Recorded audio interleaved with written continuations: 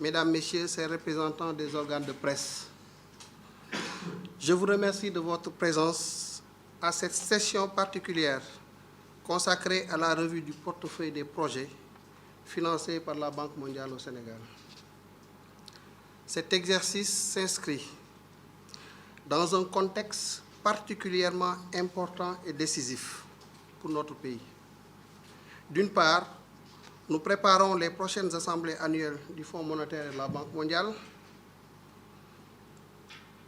Et d'autre part, nous sommes en pleine négociation du prochain cadre de partenariat pays avec la Banque mondiale. En outre, les services étatiques finalisent le nouveau référentiel stratégique qui définit les axes prioritaires pour le Sénégal à l'horizon 2050, selon une vision mettant en avant la prospérité, l'équité et la transparence. Il est donc impératif que notre portefeuille de projets soit orienté en fonction de nos nouveaux axes stratégiques afin de répondre aux priorités nationales et de garantir une meilleure allocation de nos ressources. Je voudrais également saisir l'occasion pour rappeler que cet exercice intervient peu après la présentation des résultats du rapport d'audit sur la gestion des finances publiques, commandité par les autorités, lequel exercice a été conduit en application de la loi 2012-22 du 27 décembre 2012 portant code de transparence dans la gestion des finances publiques. La production de ce rapport d'audit témoigne, si besoin en était, de notre ferme engagement envers une gestion rigoureuse, transparente et efficiente des finances publiques. Pour rappel, le Sénégal est le premier pays de l'UEMOA à avoir sacrifié à cette exigence du code de transparence. Comme vous l'avez constaté, dans la communication du gouvernement, le rapport met en évidence des insuffisances notoires et souligne des défis à relever pour optimiser l'usage efficient de nos deniers publics.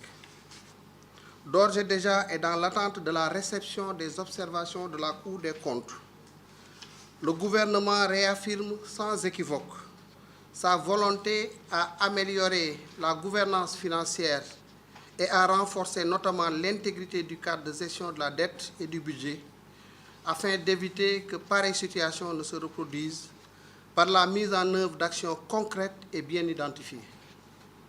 À cet égard, je puis vous assurer qu'une communication transparente et responsable sera engagée pour préserver la confiance des partenaires et du marché.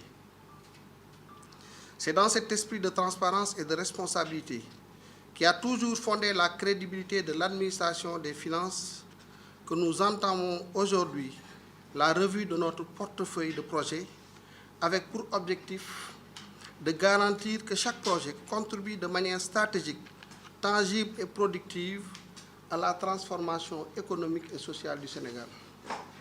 Cet exercice est également une opportunité de faire un bilan approfondi des projets en cours, d'évaluer leurs performances et de passer en revue les investissements réalisés dans le cadre de notre partenariat avec la Banque mondiale.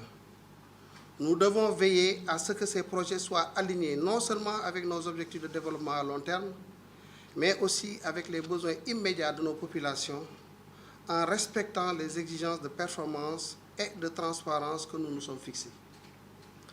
Parmi les objectifs que nous examinons aujourd'hui, il est important de rappeler la diversité et la portée de notre portefeuille. Actuellement, il comprend 21 opérations nationales et 11 régionales pour un engagement global de 4 milliards de dollars. Ces projets couvrent plusieurs secteurs stratégiques, à savoir les infrastructures, représentant 56% de l'enveloppe, pour un volume global de 1 701 milliards de francs CFA. Le développement humain, avec 23% de l'enveloppe, soit 699 milliards de francs CFA, et le développement durable, 16%, soit 495 milliards de francs CFA. Le digital représente 5% avec un engagement de 150 milliards.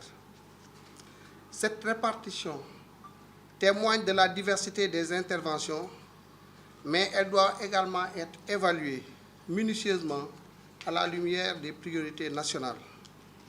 En effet, le contexte actuel nous appelle à réorienter nos actions et à aligner notre portefeuille avec les nouvelles priorités du Sénégal.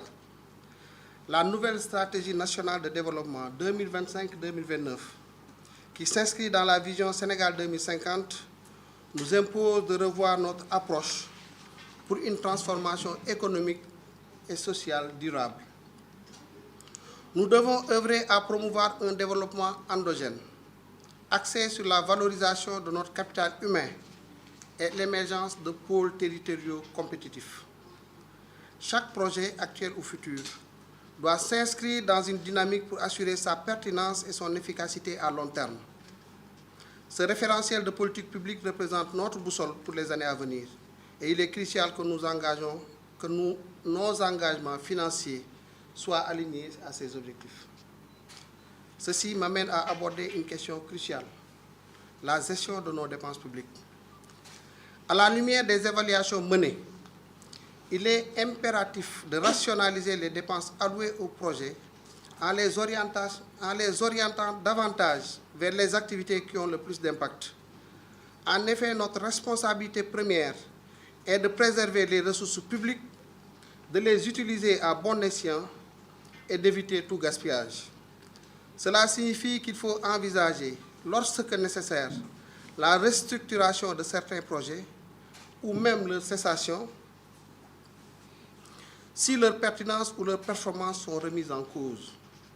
Nous ne pouvons pas nous permettre de soutenir des initiatives qui ne répondent pas aux standards exigés, au risque de compromettre nos ambitions de développement. Au demeurant, il est essentiel de souligner que les projets qui continueront à être soutenus devront faire l'objet d'un suivi rigoureux. Donc, nous devons mettre en place des mesures visant à améliorer leur gestion, leur organisation et leur exécution. Il s'agira de renforcer les capacités des unités de gestion, d'optimiser les procédures de décaissement, notamment, et d'adopter une approche encore plus axée sur les résultats. Une telle démarche garantira non seulement une meilleure efficacité, mais elle renforcera également la transparence et la responsabilisation dans l'utilisation des fonds qui sont alloués. Aussi voudrais-je annoncer que nous allons dorénavant introduire le costing unitaire dans la gestion des projets. Un nouveau système de contrôle des coûts est devenu nécessaire.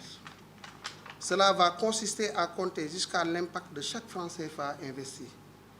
Toutes les prévisions ex ante et les évaluations ex post devront dorénavant permettre de savoir l'efficacité des francs CFA investis et les impacts réels sur les cibles de chaque secteur. C'est en changeant de paradigme de comptage basé sur le rapport coût-impact que nous allons avancer dans l'efficacité et l'efficience de nos interventions. Je vous exhorte à identifier les chaînes de résultats de chaque projet en liant les résultats aux ressources allouées. Les résultats consomment des activités et ces dernières consomment des ressources, que ce soit humaines ou matérielles. En conclusion, je tiens à raffirmer l'engagement sans faille du gouvernement à travailler en étroite collaboration avec la Banque mondiale et tous les partenaires au développement. Notre ambition commune est de maximiser l'impact des projets en cours tout en garantissant que ceux-ci participent pleinement à la transformation structurelle de notre économie et au bien-être de nos populations. Ensemble, nous continuerons à bâtir un Sénégal plus prospère, plus juste et plus souverain grâce à une gestion rigoureuse et transparente de nos ressources publiques. Je vous remercie de votre très aimable attention.